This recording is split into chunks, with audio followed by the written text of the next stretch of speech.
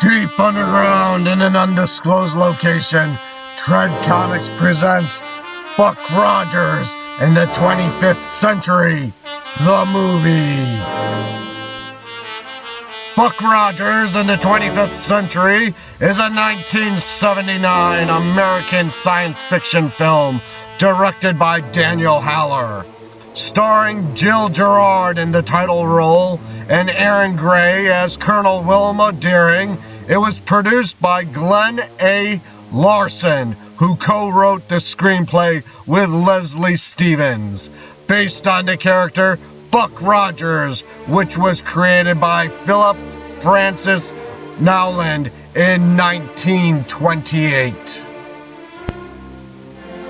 Buck Rogers in the 25th Century was originally made as a television movie pilot.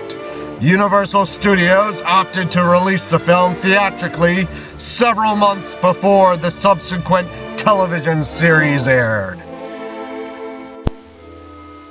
In 1987, NASA astronaut Captain William Buck Rogers is piloting the space shuttle Ranger 3 when he flies into an unexpected space phenomenon and is frozen for 504 years. In the year 2491, his shuttle is found drifting in space by the alien ship Draconia, which is headed to Earth for trade conferences. Under the command of Princess Ardala and her aide-de-camp Kane, a former native of Earth, Rogers is revived from his cryogenic sleep.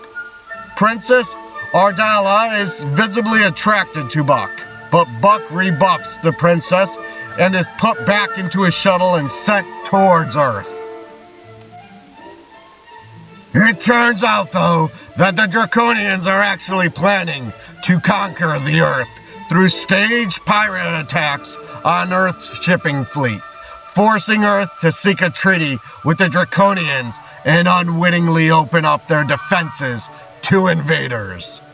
They plan a homing beacon aboard Rogers' shuttle to track a way past Earth's planet-wide defense shield.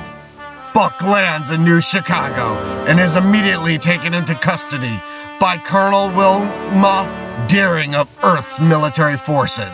He is interrogated and learns that the Earth has been rebuilt over the centuries in his absence following a nuclear holocaust, and the only thing left is this big city surrounded by desert wasteland. Over the course of his time in detention, Buck makes the acquaintances of Dr. Elias Huller, the leader of Earth's Defense Directorate, an AI computer, Dr. Theopolis, and the robot drone, Twinkie. While recounting his encounter with the Draconians, Buck noticed several discrepancies and suspects that the Draconians must be armed, contrary to the terms of the trade meeting. Against advice, Buck ventures outside the city to the ruins of old Chicago in an attempt to see what he has been told is real, eventually finding his own parents' grave and having to be rescued by Wilma and her troops from the mutant inhabiting the ruins. Following Buck's return to the inner city, the Draconian tracking device is found aboard his ship, and authorities accuse Buck of espionage. Buck claims the Draconians set him up, and eventually Wilma persuades Dr. Huller to test Buck's claims by requesting a meeting with Princess Ardala and Kane aboard the Draconia. The Draconian marauders attacked their flagship as a diversion, but Buck managed to destroy them single-handedly, thus earning Wilma's respect. At the official diplomatic reception, Ardala, who is still attracted to Buck, invites him back to the Draconia, but Buck merely goes along to find out the truth behind the Draconians. On ship, Ardala says she needs a quote-unquote a man, a real man, to rule by her side, and offers Buck the position.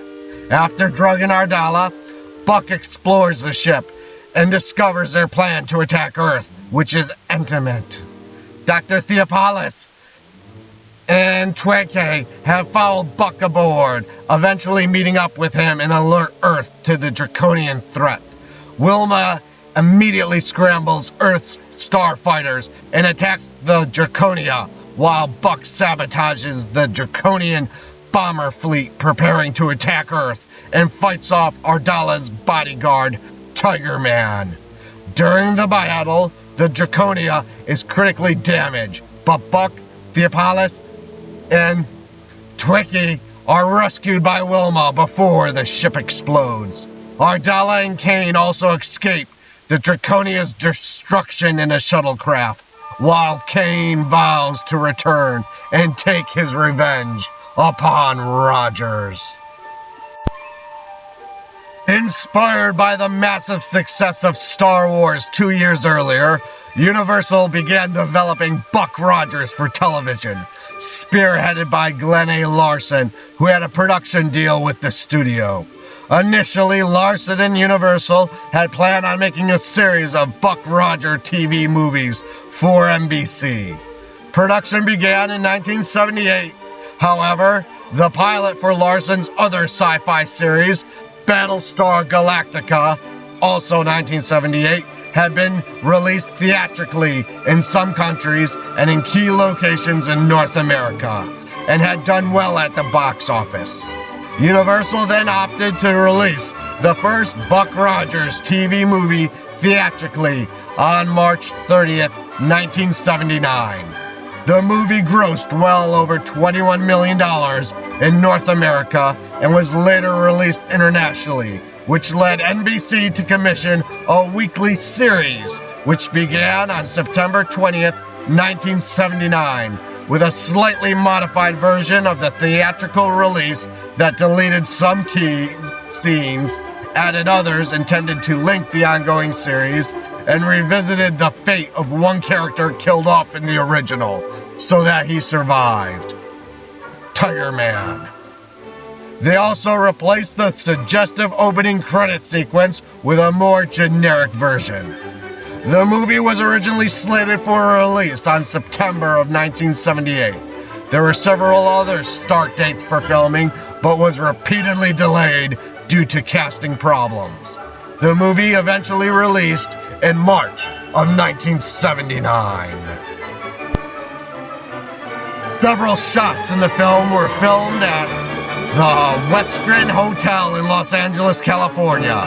Several other stock shots portraying futuristic buildings on Earth were that of the remaining pavilions on the site of Expo 67, including the British and French National Pavilions, now open as Montreal Casino. These shots were also included in the 1979 Battlestar Galactica episode, Greetings from Earth, in which they were said to be in a city on the planet Paradine. Though in production around the same time, the episode aired a month prior to the release of the Buck Rogers film.